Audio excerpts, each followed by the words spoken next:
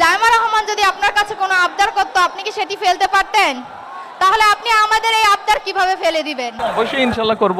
মাননীয় প্রধানমন্ত্রী, আপনি চাঁদপুরে আসে আমরা অত্যন্ত আনন্দিত এবং গর্বিত। ইলিশের বাড়ি চাঁদপুরে আপনাকে স্বাগতম। আমি বিগত 3 বছর ধরে চাঁদপুর সরকারি কলেজে পড়াশোনা করছি, কিন্তু বহু বছর ধরে চাঁদপুর সরকারি কলেজে অবকাঠামোগত কোনো উন্নয়ন দেখছি না। আমরা বর্তমানে চাঁদপুর সরকারি কলেজে প্রায় 17,000 শিক্ষার্থী আছি, কিন্তু সে তুলনায় জায়গা অনেক কম। আমাদের কলেজের পাশে কলেজের মালিকাধীন একটি ভূমি রয়েছে, যেটি ব্যবহার করে আরেকটি ক্যাম্পাস করলে আমরা চাঁদপুর জেলার মানুষ এবং চাঁদপুর শহরের শিক্ষার্থীরা খুবই উপকৃত হব। এতে করে চাঁদপুর জেলার শিক্ষার মান উন্নয়ন হবে। মাননীয় প্রধানমন্ত্রী, আমরা আপনার কাছে আশাবাদী যে আপনি মঞ্চে থাকা অবস্থায় কলেজের ওই ভূমি ব্যবহার করে আরেকটি ক্যাম্পাস করার ঘোষণা দিয়ে যাবেন। এটি করলে আমরা আপনার কাছে চিরকৃতজ্ঞ থাকব। মাননীয় প্রধানমন্ত্রী, আপনার কন্যা সন্তান জায়মা রহমানের মতো আমরাও আপনার সন্তানের মতো। জায়মা রহমান যদি আপনার কাছে কোনো আবদার করতো, আপনি কি সেটি ফেলতে পারতেন?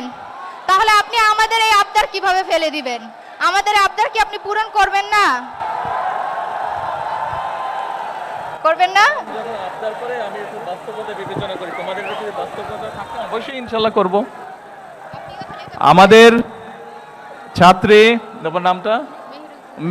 মেহরুন্নেসা, মেহরুন সুলতানা ওর কলেজের ব্যাপারে একটি কথা বলেছে। ও আমাকে বলেছে আমার সন্তানের মতো নয়, এবং আমার সন্তান যদি কোনো আবদার করতো আমি রাখতাম কিনা।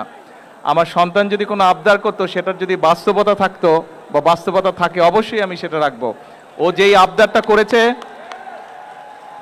আমাদের শিক্ষামন্ত্রী মিলন, উনি এই চাঁদপুরেরই সন্তান, ওনাকে আমি এখনই নির্দেশনা দিব এটার বিষয়টার কি সম্ভাব্যতা আছে সবকিছু বিবেচনা করে। হ্যাঁ, কি ঠিক আছে? শুনেছেন? শুনেন নাই? আচ্ছা ঠিক আছে, তুমি তোমার কলেজের পক্ষ থেকে একটা দরখাস্ত দাও আমার কাছে। ওখানে যাও, গিয়ে প্রিন্সিপাল স্যারের সাথে কথা বলে একটা দরখাস্ত দাও, তারপরে আমি দেখছি। সরকার থেকে কিছু আইন কানুন আছে, কাজেই আমরা চেষ্টা করব সম্ভাব্যতা যাচাই করে বাস্তবায়ন করতে। ঠিক আছে?